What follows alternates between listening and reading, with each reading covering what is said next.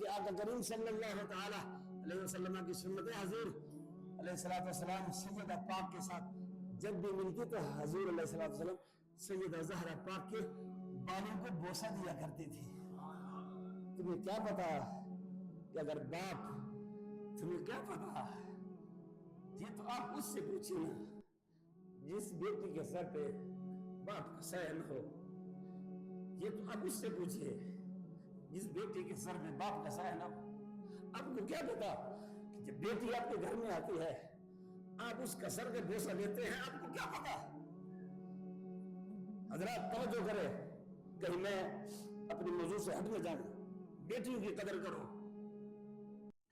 بیٹیوں کی قدر کرو، نہ جانے ان کے نصیب سے ڈرتا ہے بندہ کہ پتہ نہیں ان کا واسطہ کس درندے سے پڑتا ہے۔ اگر کسی کے گھر میں اگر ان سے پیالہ بھی ٹوٹ جاتا ہے تو اس کو تانا ملتا ہے کہ تمہاری بھی تربیت نہیں ہے۔ وہ بیٹی کہتی ہے کہ آج تو مجھ سے پرچ ٹوٹا، پیالہ ٹوٹا، کسی دور میں تو ہم بھی اپنے باپ کے سائے میں ملکہ بن کے زندگی گزارتے تھے۔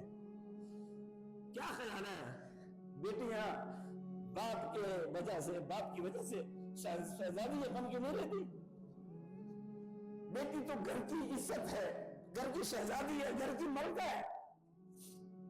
مگر اگر بیٹی کو اس قدر سے دیکھا جائے، نبی کریم صلی اللہ تعالی علیہ وسلم فرماتے ہیں کہ کمینہ شخص ہوتا ہے وہ جو بیٹیوں کو قدر کی نگاہ سے نہیں دیکھتا۔